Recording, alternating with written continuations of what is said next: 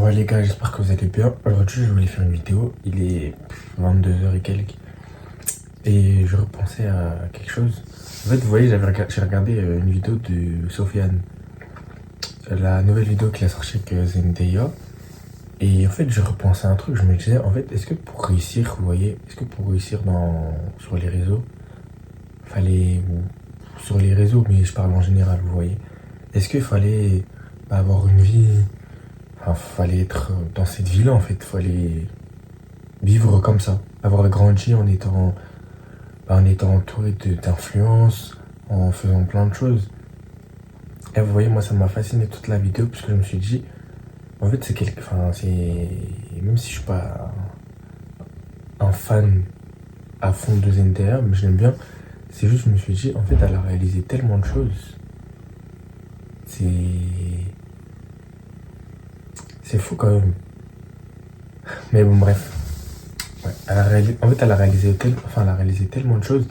Et vous voyez, en fait, ça peut faire culpabiliser puisqu'on se dit que c'est mort, que c'est raté. Même si je sais qu'il y a des gens qui ont réussi quand ils étaient plus âgés, il y a, comment dire, un acteur qui a répété 32 fois une prise à Hollywood. Donc c'était vraiment... enfin, Hollywood, il rigole pas. Et pourtant, il a continué jusqu'à réussir. Il y a un réalisateur qui a réussi quand il était plus âgé, je sais plus l'âge. Mais en fait, vous voyez, on vit dans un monde où tout va si vite. Ça veut dire qu'on voit des jeunes enfants, des jeunes en fait réussir. Et en fait, moi je me pose la question, je me dis, ben, comment on fait pour réussir, vous voyez? Enfin, c'est quoi la clé de la réussite au final? Parce que il y a la réussite facile, on va dire, et la réussite traditionnelle. Et c'est vrai que à force de voir que la réussite traditionnelle, elle était beaucoup plus compliquée, bah forcément, il y a des gens qui sont mis à la réussite facile. La réussite facile, moi, quand je dis réussite facile, c'est tout ce qui est bad buzz. Et en vrai, je peux comprendre le bad buzz, hein, parce que le bad buzz, c'est toujours du buzz, vous voyez. C'est toujours quelque chose à prendre, et c'est toujours ça à prendre. La majorité des gens, ils n'auront jamais de buzz, tout court. Ou jamais de bad buzz, tout court, vous voyez. Donc au final, je pense que c'est pour ça qu'il y a autant de gens, ou autant de, comment dire, de personnes qui ont fait des bad buzz. Parce que c'est c'est- c'est- c'est- c'est glorieux sur le moment. Et vraiment, en fait, ça m'intéresse et je me pose beaucoup de questions.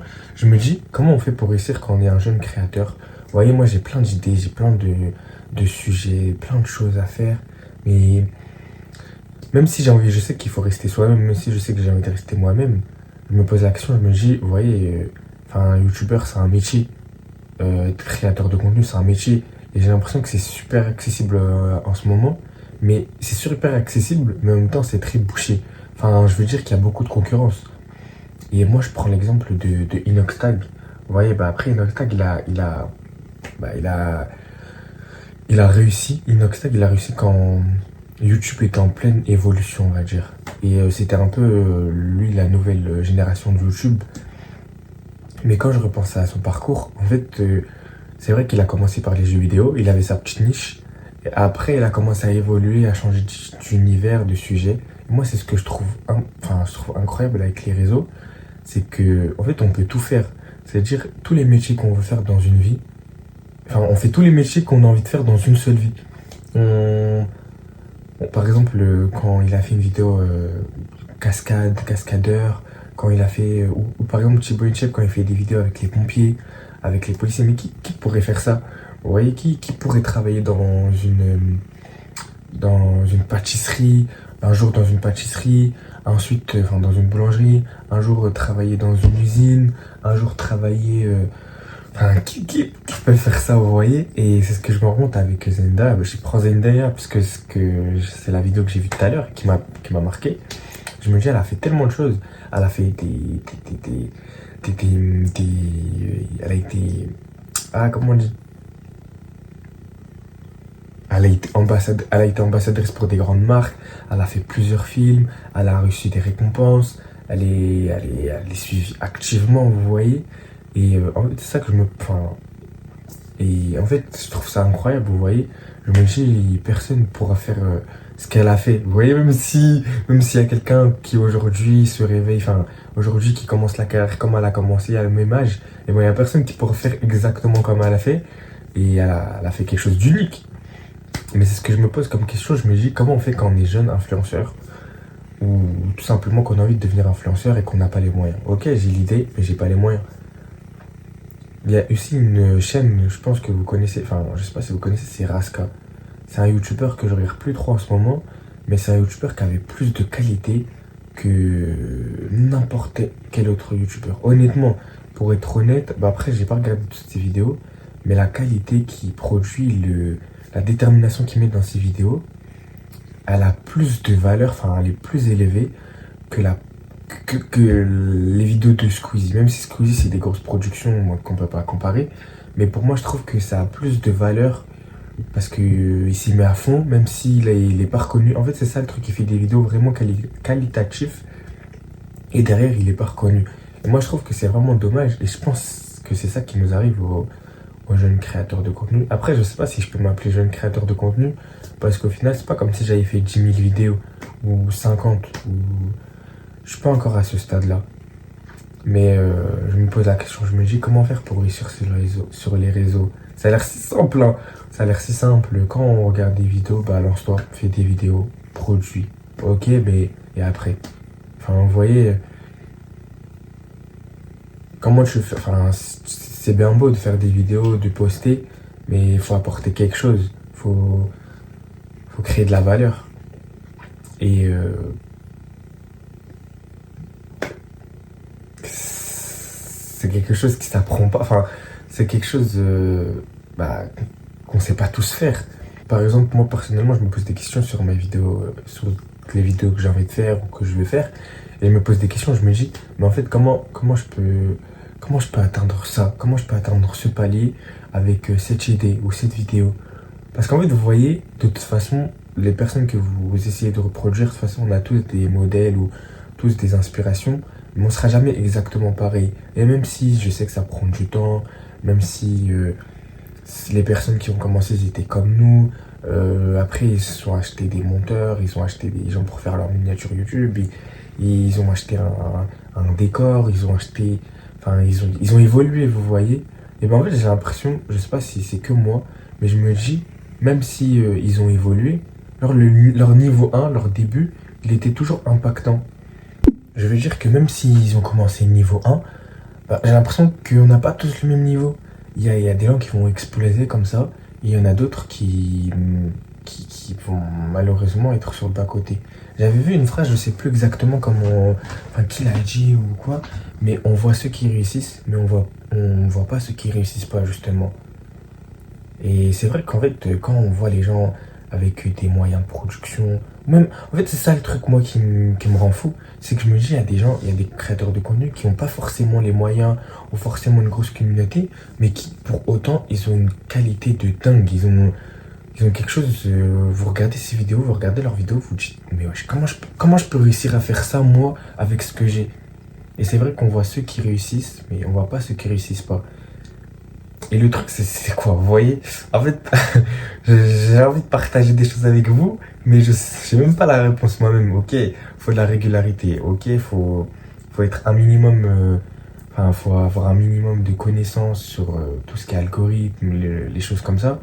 Mais au fin de compte, après, vous voyez, moi, après ça, enfin, tout le monde connaît, tout le monde sait qu'il faut être régulier, tout le monde sait les algorithmes, qu'il faut faire ce type, comment dire, ce type de vidéo, qu'il faut analyser, mais pas trop. Et moi, en fait, c'est ça que je pense que j'ai envie de séparer de moi, c'est que j'ai envie de garder mes valeurs et j'ai pas envie d'être dans l'analyse constante. Vous voyez, juste envie de partager et juste partager mes vidéos comme ça. Voilà. Mais c'est fou de dire ça parce qu'au final, j'attends toujours quelque chose. Enfin, je me dis, est-ce que ça va vraiment marcher? Est-ce que ce projet il va marcher? Est-ce que je peux être influenceur? Enfin, je veux pas être influenceur, je veux plus être créateur de contenu. Est-ce que ça peut marcher? Est-ce que c'est quelque chose qui va être possible? Et franchement, moi j'y crois à fond. Genre, je sais que c'est encore controversé parce qu'on se dit que ceux qui sont créateurs de contenu, au final, ils ont réussi. Vous voyez, ils ont un step. Mais moi, je me dis qu'en vrai, enfin, tout le monde peut réussir. Enfin, Cette phrase, elle est pas constructive, mais je me dis que les réseaux, c'est pas fait pour, enfin, c'est fait pour tout le monde, vous voyez. Enfin, c'est pas parce que moi je veux pas, enfin, c'est pas parce que, enfin, je peux, vous voyez, je peux le faire, ah, je peux le faire.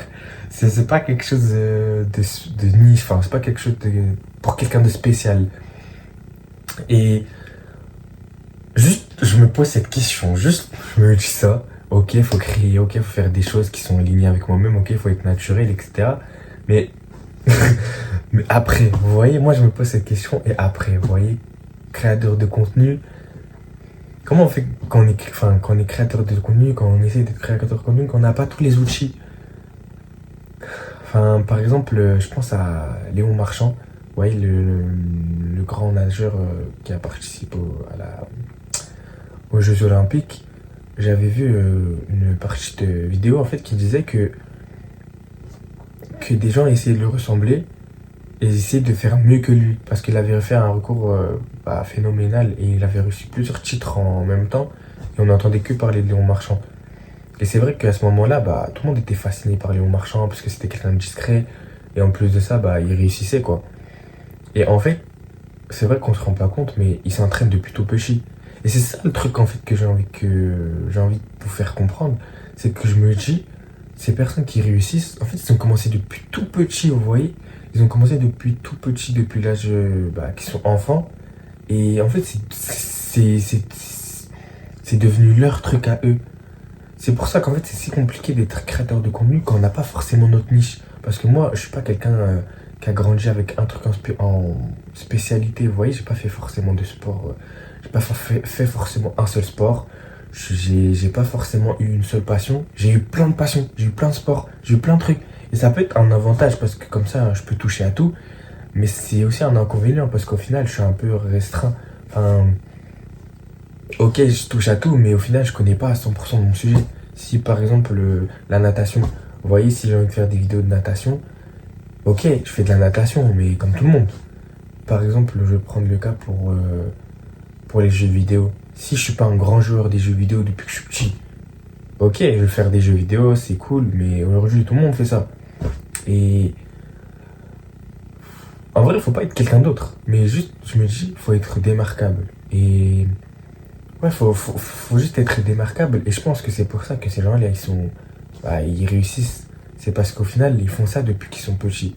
Et honnêtement, moi, en y réfléchissant, je me dis, comment on fait les autres parties, on va dire les 50% qui n'ont pas vraiment de niche, qui n'ont pas vraiment quelque chose de précis, et qui juste, juste n'arrivent pas à se trouver. C'est pas qu'on n'arrive pas à se trouver, c'est juste que, il y a tellement de choses qui nous intéressent et que, que simplement, on est un peu perdu. Il y a quelqu'un que je connaissais qui fait des vidéos sur YouTube, vous voyez. Et c'est quelqu'un que je connaissais du collège. Et sa particularité, c'était de faire des vlogs. Et il jouait au basket et il faisait des vlogs aux États-Unis. Et en fait, le truc, c'est que ça marche, forcément, ça explose parce que c'est pas. Enfin, si, c'est pas que c'est pas courant, mais c'est quelque chose de. C'est un plus, vous voyez, c'est une valeur apportée. Et je me suis dit, mais en fait, comment faire pour. Pas rivaliser forcément, mais comment faire pour me démarquer autrement. Vous voyez, comment faire pour juste me démarquer en étant banal, en étant pas forcément, enfin, en étant pas, en n'ayant pas de valeur à ajouter, quoi. Enfin, c'est assez bizarre ce que je veux dire, mais je sais que on a tous quelque chose, qu'on a tous nos qualités et nos faiblesses, et c'est pour ça, en fait, le truc, c'est ça qui, je pense, qui gêne sur les réseaux, c'est que, par exemple, il y a une personne qui peut être super athlétique, ou une personne qui fait du contenu sur la nourriture ou n'importe quel autre type de contenu. Et ça se trouve que cette personne, elle n'aura pas de qualité, on va dire, elle n'aura pas de savoir-être. Elle serait pas, enfin, peut-être elle serait pas empathique, peut-être enfin, vous voyez, peut-être elle n'a pas d'autres valeurs que ça, justement. Et je pense, et le problème avec les réseaux sociaux, c'est qu'on se compare alors qu'on se connaît même pas. Et ça se trouve que c'est un génie en cuisine ou c'est un génie en sport ou en n'importe et que c'est un steak dans notre compétence à la place de nous, enfin, si on échangeait les rôles, il serait complètement perdu. Mais honnêtement, c'est ça le truc avec les réseaux sociaux, c'est que ça nous met dans une matrix et que forcément, ça nous pousse à faire des choses pour réussir, parce que forcément, on veut tous réussir. Les réseaux, moi, je pense que les réseaux, c'est l'avenir et que franchement, c'est le style idéal. Enfin, qui rêve pas de vivre sa vie comme il le souhaite, qui ne souhaite pas vivre des choses de fou, juste être l'acteur principal de sa vie, quoi. Honnêtement, j'ai pas les réponses, pas encore. Parce qu'au final, je pense qu'on n'est pas plus bête qu'un autre et que on a chacun nos places et que faut pas se moquer du départ zéro. Enfin, faut pas se moquer de l'étape zéro, de l'étape 1. Parce qu'au final, on veut tous aller au même but, au même endroit. Et s'il faut s'aider pour ça, c'est le parfait moment, vous voyez. Voilà, prenez soin de vous. Merci de m'avoir écouté.